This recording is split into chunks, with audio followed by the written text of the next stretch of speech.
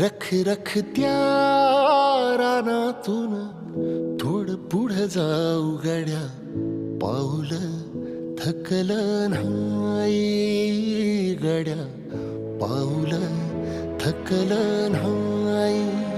सुकलेल्या भाकरीला पानसंग खाऊ गड्या, पाऊल थकलं नाही गड्या, पाऊल थकलं नाही.